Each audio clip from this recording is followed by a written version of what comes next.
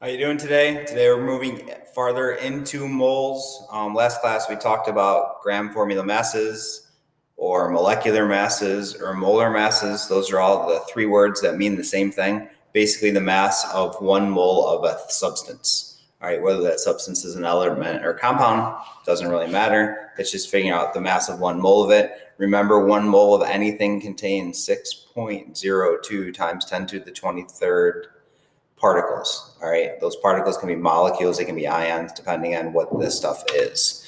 All right, so first thing here is bell ringer, GFM of ammonium ion. All right, pause it, calculate it. I'll stop the video and then we'll talk about it. All right, so ammonium's GFM is 18. All right, you have one nitrogen atom for a mass of 14.0, 4 hydrogens with a mass of 1.0, so 4 plus 14 is 18 grams per mole. All right, so that's your GFM. So that's step one of this unit. We have to do that pretty much the rest of the year and lots of things. So you have to be confident in this stuff. All right, percent composition. All right, this is used to find the percent by mass of element in a compound. All right, this is just part over whole. It's like any part, it's any percentage. All right, I'm gonna go real quickly for this because I think you guys understand percentages. All right, so if we wanna figure out what are the percentage of elements in the compound dihydrogen monoxide. All right, in this case, the first thing you're gonna have to do is figure out the formula of the compound. Dihydrogen monoxide is also known as H2O, which is water. Okay, so just like we did our GFMs, and this is one of the reasons why I do the GFMs the way I do it, it makes life really easy for percent composition problems. All right, so you're gonna write down the elements you have. You're gonna write down the number of atoms you have. So here you have 2 hydrogens, you have 1 oxygen. All right, you get the mass of the hydrogen off the periodic table rounded to the 10th, which is 1.0. You get the mass of an oxygen off the periodic table rounded to the 10th, which is 16.0. All right, you do the math, 2 times 1 is 2. 1 times 16 is 16, and you add them up and you get 18 grams. Oh, that should say per mole. I don't know why I didn't type that, but that's grams per mole. All right. Now to do percent composition, it's the mass of the part divided by mass of the whole. So we want to find what is the percentage of hydrogen in this compound. So the mass of the hydrogen in this compound is this 2. The mass of the whole substance is the 18.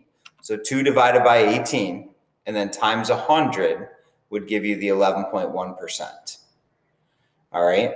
Now to get the percentage of oxygen, you can do one of two things. If you're confident in your answer for hydrogen, you know that both the hydrogen and oxygen in this compound are going to add up to 100. So you can just subtract this number from 100. Or you can do the same process to make sure you did this calculation correct for the hydrogen. So what you're going to do is the mass of the part of the oxygen, which in this case is 16, divided by the whole compound, which is 18. All right, you're gonna multiply it by 100 and then get a percentage. So 16 divided by 18 times 100 is 88.9%. All right, so that's percent composition. We'll do one more today. I'm not gonna spend a lot of time on it, but this is one of the things you're gonna have to do in the popcorn lab. So that's why we're kind of talking about it now. This formula is also on your reference tables. Percent composition, it's on the back. So you always have it, so you can always refer to it. So what is the percentage of elements in the compound potassium nitrate? So you can see that I can start asking questions that are going to be dependent upon you knowing the material from the last unit, being able to figure out the formula for potassium nitrate. All right, potassium being K and nitrate being NO3, the polyatomic ion on table E. Crisscross jump jump, you get the formula is KNO3. So now we got to figure out the GFM first. That's going to give us the mass of the whole. And then once we do that, we got all the numbers essentially to figure out the percent composition of the potassium, the nitrogen, and oxygen in this compound. All right, so here we got potassium, we got nitrogen, we got oxygen. You've got 1 potassium atom, you've got 1 nitrogen, because that 3 doesn't go to the nitrogen, there's no parentheses, and then you got 3 oxygens. All right, potassium off the periodic table has a mass of 39.1. Nitrogen off the periodic table has a mass of 14.0, and then oxygen off the periodic table, hopefully you know by now, is 16.0.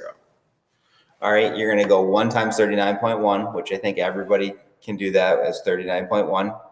1 times 14 is 14.0. 3 times 16 is 48. And to get the GFM of all of them, you add them all up. I think the reason why I didn't put the moles on here is because we're actually doing percent composition. I'm not doing molar mass.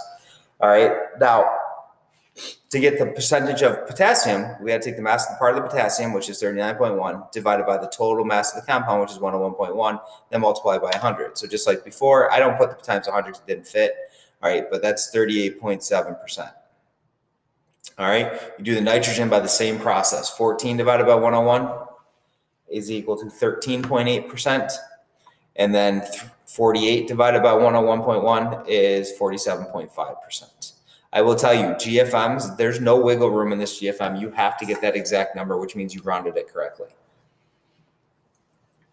All right, I'm going kind of quickly through this to make the length of the video shorter, but it's expected that you're pausing it. I will probably pause you on Edpuzzle. So, all right, okay. So here we go, GFM practice. Once again, you got to be able to do this stuff. I would, if I were you, I would pick a couple to do. I'm going to probably ask you one of them on the Edpuzzle, but just so you can get practice to do it.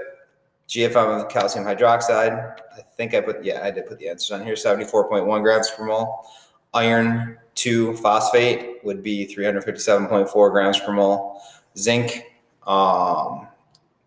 acetate would be 183.4, and then ammonium carbonate would be 96.0 grams. Okay, so that's just practice for you. Now we're going to go into the next thing, is converting to moles. Mass to moles. All right, this formula is also on your reference tables. All right, and it's kind of the question, I've already been asking you these questions without giving you an official formula. Like if you have water, you know its GFM is 18 grams per mole. So if you have 18 grams of water, you have 1 mole of water. If you have 36 grams of water, you would have 2 moles of water.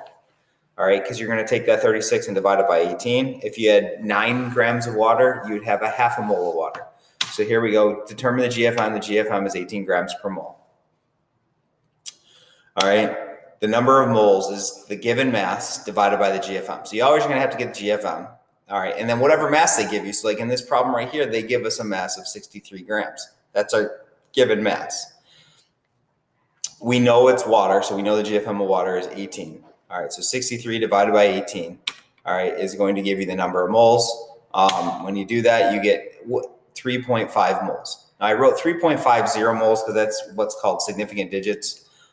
We may have talked about them briefly, but basically round your answer to 3 digits. All right, 0.003 would not be 3 digits. That would be 1 digit. Remember, zeros in front don't count. All right, so just give a reasonable number of digits, not 1 and not the whole calculator screen. So that's really all there is. Now what I can do is I can give you the number of moles and know the formula, and you can figure out how many grams you would have as well. So you would just put this over 1 and you cross multiply. All right, so here, oops, I don't know why the animation didn't work. How many grams are in 0.0700 moles of H2O2? So here we're looking for grams. The GFM of peroxide is 34. All right, they give us this many moles, and then to solve it, we get the 2.38 right there. I don't know what's up with that slide. I don't know what I did. Oh, it's a second problem. The animation's way screwed up on this. I copied over from PowerPoint. I apologize about that. But these are a couple problems you can practice. I'm not going to worry about that right now. All right, so here we go. If you have 40.8 grams of potassium chlorate, how many moles do you have? So here we go. First thing you got to do, well, you can use the formula. You got to get the GFM. So the GFM of 1 potassium, 1 chlorine, 3 oxygen. So 3 times 16, 35.5, 39.1 adds up to 122.6. So how many moles do you have? You take 40.8 divided by 122.6. All right, and you're going to get whatever that number is on your calculator is 0.333 moles. All right, you have 2.5 moles of the same stuff. Notice I kept it the same, so we don't have to worry about the GFM. So the GFM stays the same. How many grams is it? So now I'm going to do a different question. So now I'm asking grams versus moles. So now if we look in the formula, up here, they want to know how many of this we have, and they give us the moles, and we can figure out the GFM. All right, so the grams is equal to the GFM times the number of moles if you play the game with the math before you plug in.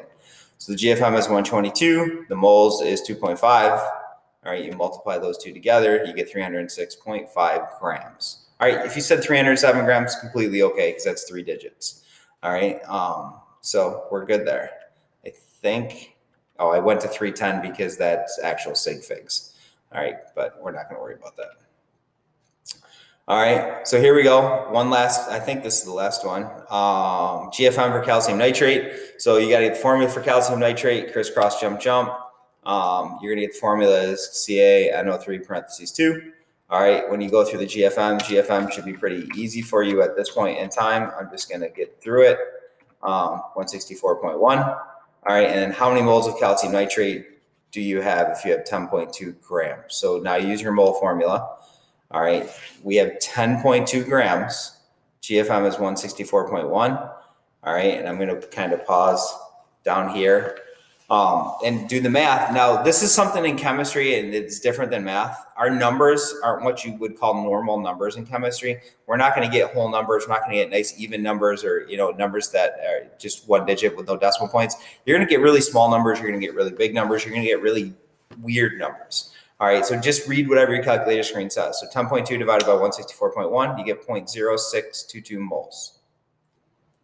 Okay, and I went to 3 digits, so because remember, these zeros in front don't count as a significant digit. Okay, so that answer is completely okay. All right, and I know in the past, some previous years, kids get all weirded out because it's a number less than 1. It happens in chemistry a lot. Okay, all right, we are done. So enjoy your day.